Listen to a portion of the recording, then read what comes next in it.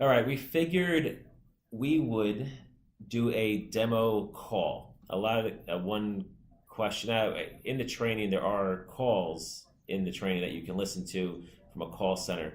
But I figured, we can hone in on specific questions. I think that the most questions that people have issues with.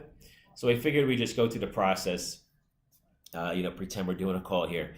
So I guess we'll just start off. Ring ring. Hello?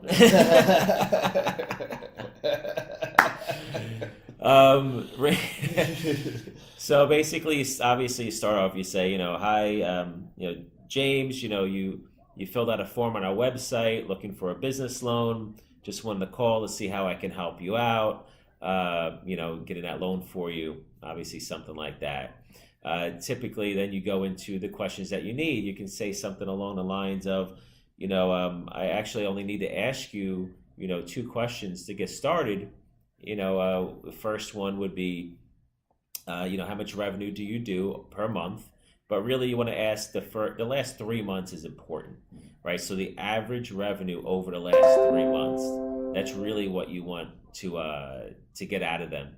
And then, so when you ask, what's your revenue for the last 3 months, typically some people won't even know the answer. They'll But typically say a range. So like I do about anywhere from 15 to 20,000 per month.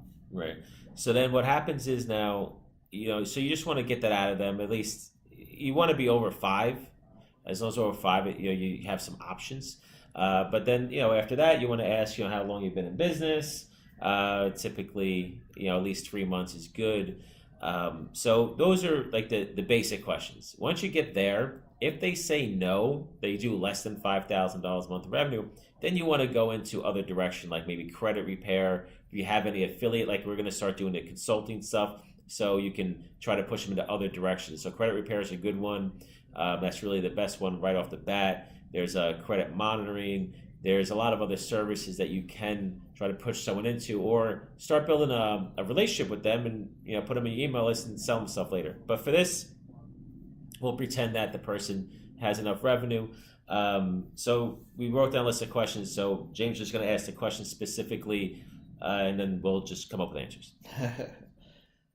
So one of the popular questions that's come up, and I'm sure you guys have dealt with it as well, is how long does it take to get the funds? Right. So you want to basically, going through that process, you want to tell someone, typically it takes, at most a week. That's a very simple answer. Yeah, usually, 7 business days or a week or so, you can say.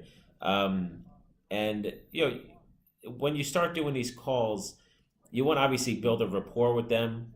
Obviously when you first start, if someone is in New York, someone's in your local state or local to you, you can try to find some common ground there, sports, weather, whatever. If you're from the South and someone's from the North or reverse, it's a little more disconnect, obviously, but you can certainly try to find, like I have a decent amount of family around the country. I try to find a common ground there, or talk about, I've been to Texas, whatever. You talk about stuff. So those types of things you kind of want to do at first. But yeah, so for how long does it take to get funds? It's really about 7 days.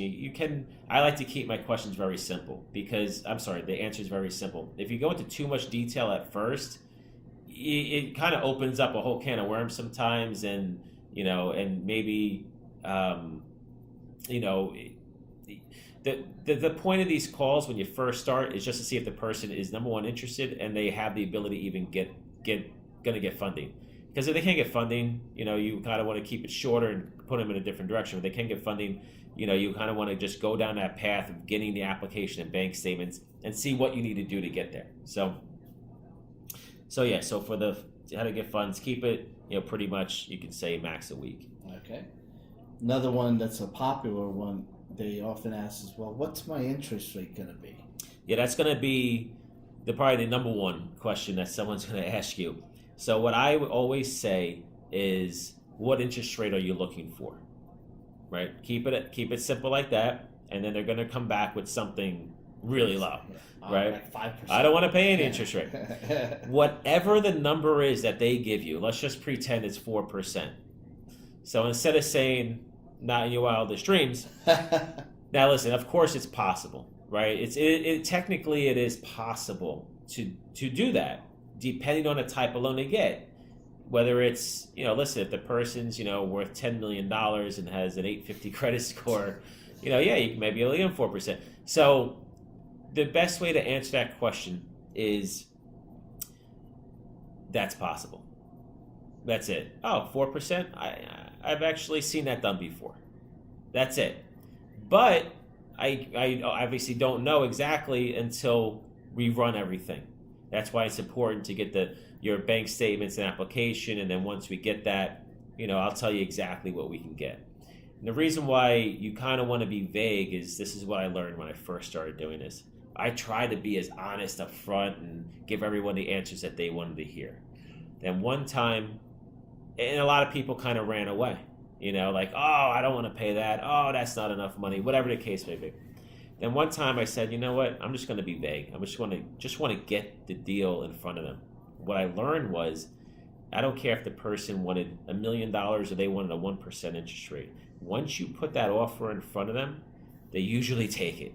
Even if it doesn't even touch, not even close to what they originally wanted, they usually take it because there's no one else is going to give them any money.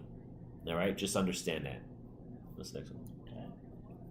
Are you the funder? So a lot of people, obviously, one of the questions that I get from people that are doing this business is, I don't feel comfortable, or not that I don't feel comfortable. I don't. What am I trying to say? Are you the funder? What people say is, I have a problem getting people to trust me, right? So this is one thing that you could do. Obviously, you're not the funder. So one thing that you want to say is, yes, I'm not a direct lender. Funder is probably the bad word that we use here. But you can say, listen, I'm not the direct lender. I work with multiple direct lenders. But one thing that you also want to say in this instance is say, listen, it doesn't cost you any more money for you to do the deal through me. A lot of people, when they hear that you're a middleman or a broker, they feel you're going to cost them more money. Oh, you got to make a profit too on top of this. How are you making money? So you have to, it's a good time to basically say, just so you know, even though I work with a lot of lenders, it doesn't matter which one you choose. It doesn't matter if you work with them directly or me. What's going to happen is I will act, it's not going to cost you any more money.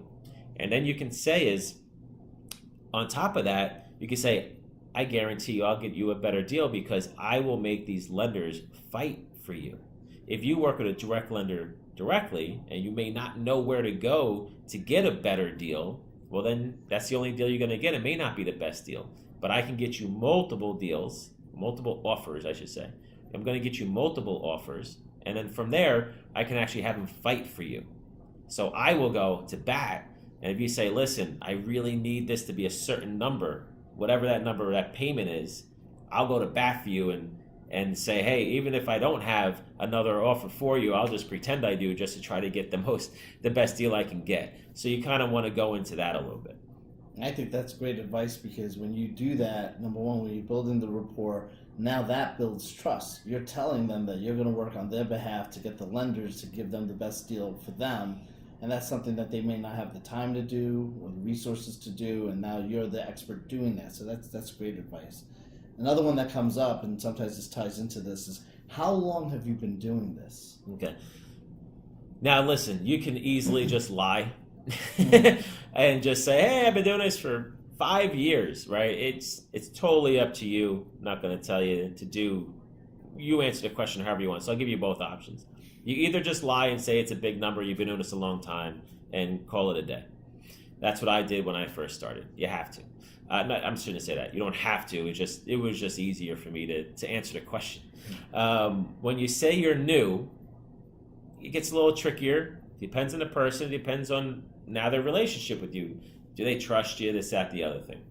But if you're going to go with the, hey, yeah, know what? I've only been doing this a few months. I overall have experience, in business or whatever. You can kind of come up with whatever answer you want. But at the end of the day, if you're going to say is, hey, yes, I've only been doing this a few months, a few weeks, a few days, whatever the case may be. But the great thing is I actually have, you can do two things. You can mention that you're working with people that do have a ton of experience somehow. You can say, oh yeah, no, but basically I'm working with some other guys that really know what they're doing, or girls that really know what they're doing, and and even though I have been doing this a little time, but I'm working with people that have a ton of experience in this industry. I'm just getting going. Some people are okay with that. Another way that you can answer that is say, yes, I've only been doing this a little while. But the good thing is I can actually put you in touch directly with the lender if you're interested, and kind of also backtrack into that whole, it doesn't matter whether you work with me or the lender, doesn't cost you any more money, etc. And then the person that you're working with at that direct lender, trust me, they have no problem in jumping on a phone with you with a potential client. So that's not an issue. And if that is an issue, then just work with a different lender. Right. But you really shouldn't have a problem with that. And you call up your contact and let them say, hey, can you get on the phone with James here and help me close them. They'll do that for you. So that's really going to help, and that's might actually be better by saying, hey, I haven't been doing this a long time, but hey, let me get you on the phone with them if you don't feel comfortable talking to me. I understand. Right? The problem, there's only so much information I can give you. I can give you some ideas, but everything comes down to that phone call, that question, that person, your relationship with them, right? I mean, that's what you really have to understand, and this is just straight. I'm not going to call it sales, because you're not really trying to sell the guy or the company owner. You're not really trying to sell them. You just want to give them information and get them to trust you, because they really are giving you sensitive information at the end of the day. So when you get to that point, it's all about just building that trust. However, you're going to do that. One of the things I might, if I could jump in, warn anyone about, if you do take the approach that you just want to lie and say, oh, I've been doing this a long time, you want to just make sure that you are speaking like the expert that you are if you tell somebody you've been doing this a long time. Because if you say that and then you get hung up on certain questions that you may not be able to do, then all of a sudden the trust is going to go out the window, because they're not going to believe you. But like Phil said, you can always leverage the lender, get them on the phone. Sometimes, and again, like Phil says, it depends on the rapport that you've built up with this person that you're speaking to, because sometimes if they ask, well, how long have you been doing it? And if you throw in, oh, I just got started, there are people out there that want to work with people that just got started to help you out, just like you're going to help them get the loan. So they kind of side with you, because most people can remember a time when they first started at a new job or just started something new and they're getting going and things like that. But you always want to make sure that you let them know, like Phil said, that it doesn't cost them more to work with you. Even if you just started in this business, you want to also leverage the experience of the people that you're working with. So you want to do things like that just to be able to build that trust and get them to work with you. Actually, going off that real quick, you can basically say, yeah, I'm new at this, but I'm hungry. Yeah, I'm going to do whatever I can to make this work. Going back to, go watch the movie Boiler Room. There you go. All right? That is such a great movie for the sales side of things. Obviously, totally different industry, totally different everything. But there is parts of that when the sales side, when he said, I will do whatever it takes to make sure that this works for you. I will bring you everything you need to make money in this investment, blah, blah, blah, blah, whatever the exact words were. But that stuff is really good stuff, and that's what you can use. And listen, I'm really hungry. I'm going to bat for you. No one else is going to get you this deal, the best deal that you can get, or I'm going to give you the best deal you can ever get, because I'll make it work. I'm hungry. I'm new. I'm making this happen. Right, so you can take that attitude with it. So it's totally up to you and your personality and how you're gonna, figure this out and answer these questions. So. Yeah, it's definitely a great movie to watch. Boiler Room.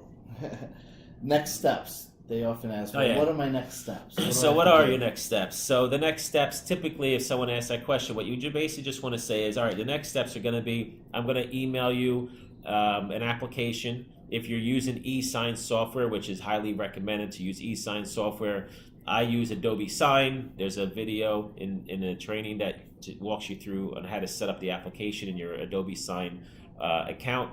And then what happens is now you're going to take that and you're going to tell them, hey, I'm going to send you a document by eSign. You can tell them it's secure. It's all through Adobe Sign. You're just going to fill it out online. You can eSign it online. Makes it very simple. And it really does, the turnaround time's a lot quicker. And then you say the next step is also I need the last 3 months bank statements. And you can tell them, go to your website, download the file. Make sure you say this, download the files off your website and email them to me. When people fax you this stuff, it doesn't always come through right. It gets screwed up. It's just a pain. So just really try to get them to download the files, the last 3 month statements, and then send them to you by email. Great. Oh, I'm sorry. The next step. So that's the initial next steps, right? That's one. And then if they go further, okay, well, what happens after that? So here's the whole process, right? So I'm going to send you application and bank statements. Once you get that back to me, I'm going to take that and I'm going to give it to a lender. If a lender actually approves you, I'm going to turn around, usually within 24 hours, I'm going to give you the approval, I'm going to give you the offer. You say yes to that offer, then I'm going to go back to the lender. They're going to give me more documents for you to sign. I'm going to give them to you. You're going to sign them. Then you give me back those documents after you sign them. I'm going to give them back to the lender. After that, you have one interview with the underwriter. The underwriter is really the guy who makes a decision. You have one interview, phone interview with the underwriter. The underwriter is then going to confirm everything for fraud, lying, whatever the case may be. You want to make sure everything's legit.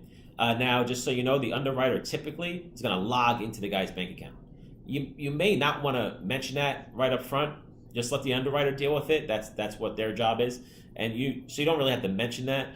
You can just say, they just going to interview you, make sure everything's legitimate and what you say. And then after that, once you get approval, they have the money 24 hours after that. And then you usually get paid 24 hours after that. So that's the whole process. And, you can give them whatever information you want. Perfect. And they asked about the repayment. How is this paid back? So a lot of people may already know about merchant cash advance, so they have some history, and they say, "Oh, well, what's the payment process, or how do I repay this?" People are gonna say, "Is this a daily payment? Is it monthly? Whatever." Typically, what I always did was kind of like back to the interest rate is, well, what are you looking for? Mm-hmm. If they specifically say, "Oh, is this a daily payment payback?" You can say, well. Say I work with multiple lenders. There are lenders I work with that do that, and there's lenders I work with that don't do that and do monthly. They may start to ask, "Oh, can I pay this back over 2 years or 5 years or 7 years?" And again, these are things you're gonna have to figure out while you're on the phone with them and say, "Is this really worth my time? Is this guy really out there? Like he's like, there's no way I'm doing a daily payment. This has to be a 5-year loan, or leave me alone." You might just want to walk away from that, because you don't want to put a lot of time into a deal and go through this whole process. It's never going to work out in the end. So you got to start kind of filtering these leads out for yourself, these deals out for yourself, and say, all right, can I really get this guy something that's worth my time and effort to do it? Obviously, when you're new, I say do everything, because then you're just going to learn from it. So when the guy says, "Oh, I can get a 5-year deal," technically you can. Technically, it's possible. Work with different lenders. There may be a possibility to do a term loan. Right? It's possible. So that's why I say whatever their question is, whatever they say, I say, sure, that's possible. I've done that before. And just leave it at that. And then the guy can make the decision if they want to move forward. Does credit score matter? So that's another thing. Now, credit score technically doesn't matter when it comes to merchant cash advance. If someone's a criminal, if they've been a felon, if they just went through bankruptcy, it's not guaranteed every time that just because someone had a bankruptcy, they're not going to get approved, or someone has a criminal background, not going to approve. It's not a guarantee. So again, you go down the road and say, you know what, your credit score doesn't matter. It really doesn't. It's just based on the business. So you can say credit score doesn't matter. It's based on your business revenue. Okay. If someone really does not want merchant cash advance and they want a term loan, then yeah, their credit's going to matter more in that situation. So again, it's going to depend on you if you want to go through the process and see if you can get him anything. Or you may want to do merchant cash advance, give him the offer anyway, and just see if he takes it. So what was the question? Does credit score matter? Yeah, so that's that's it. Yeah. So it doesn't really matter. The other question that's a popular one is, how much can I get? How much can I qualify for? Okay. So kind of going back to the interest rate question, right? You can be vague. All right, how much can I qualify for? Well, I really don't know until we run everything, blah blah blah blah. If they specifically say I need $50,000, now let's just say the guy does $20,000 a month in revenue, and that's true as his last 6-month average, whatever. Realistically, in merchant cash advance, you're not going to get somebody more than their monthly revenue. That's you can use that as your benchmark. So if someone comes to you says, I want 50. I need 50,000. I've been in that position before. And again, I'm vague, and I say, well, it's possible I can get you 50,000. I've done it before on a $20,000 company, $20,000 in revenue month, per month company. Again, that's the way that you would do that is by getting them multiple loans, right? So you can get what's called stacking. You do one loan with one company and then another loan with another company. Technically, you can do that. A lot of companies focus on that. They do stack deals. Some companies are really against that and say, oh, if you do a deal with me, you better not go get another one. These are things that you'll start to learn. But you can be very vague because here's what's going to happen most of the time. The guy wants 50. You offer him 15. He takes it anyway, right? Because he still needs the money. He may need more, but that's good. Like, oh, cool, man, I got 15. I can use that for this. And, he can grow his business and eventually get his 50. Is there any more questions? No. All right. So one other thing I'll mention. I just remember this one story with this one business owner, a woman who owned a clothing store, and it's another thing that you can say to people if you feel are on the fence. So I forget the exact numbers, but let's just pretend she, wanted 20. Let's say it was 20 grand. She was approved for 20 grand, and she needed 20 grand. She said, oh, the interest rate is, huge. And I said to her, I'm like, well, can you get money anywhere else? She's like, no. What are you using the money for? Inventory. How much are you going to make off the inventory? Is it more than the payback? Let's just pretend the payback, I forget the exact numbers, but let's just pretend the interest rate, right, was 5 grand on 20 grand, let's just say. And she turned around and said, well, I'll make 8. Oh my gosh, so you're going to make 3,000.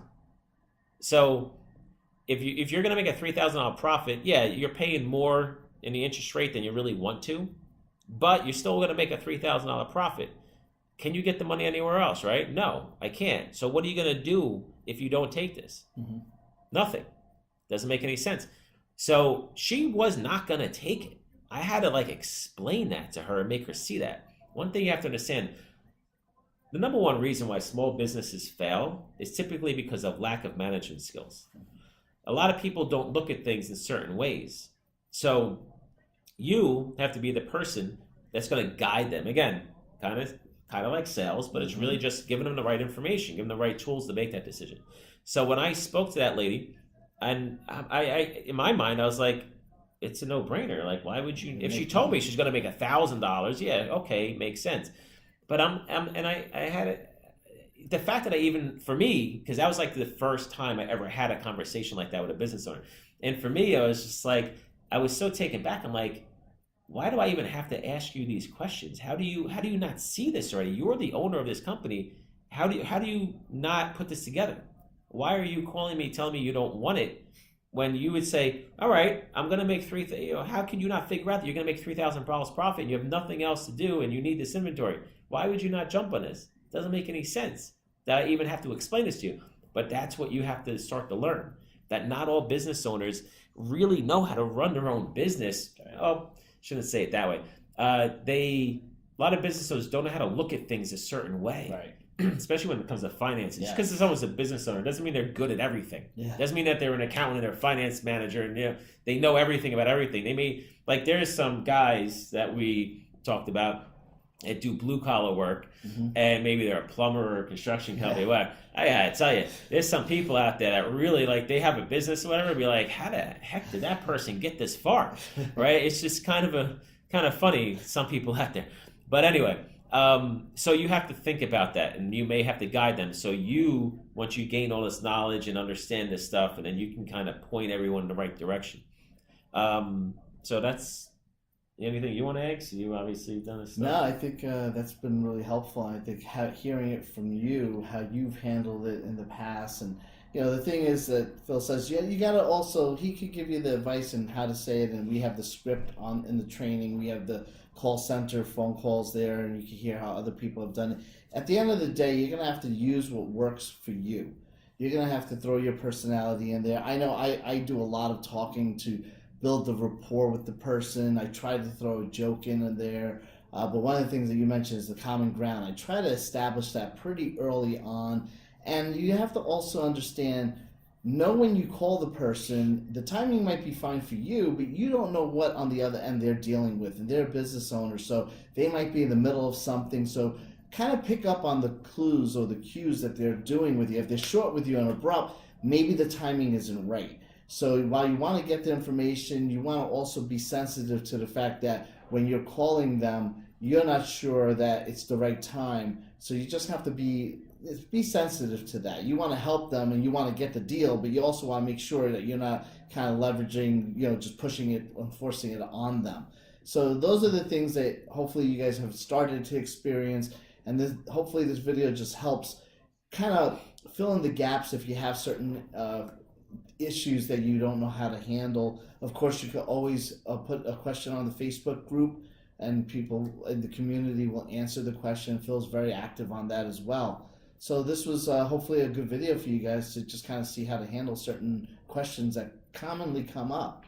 Yeah, and I guess the last thing I'll say is just be consistent follow-up, right? Because if it's a fresh lead, most likely he might be talking to other companies or other brokers or whatever, right? So you want to be consistent to follow up and just get what you can out of them.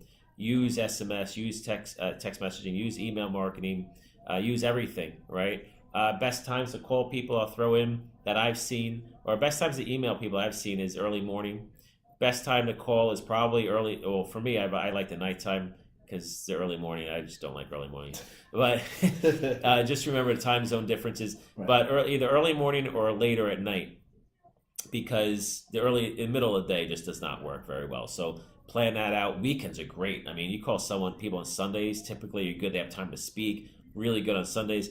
The other thing is you can use a schedule. I use something called Calendly. It's basically a scheduling phone call. So just Google software is like that. And you can basically put in your email. So you can send out an email to everyone, say, hey, schedule a call with me to discuss how I can help you get the funding for your business, blah, blah, blah. Makes it really easy. Now they can just schedule it whenever they want. You get their phone number, they call you. You call them at that time.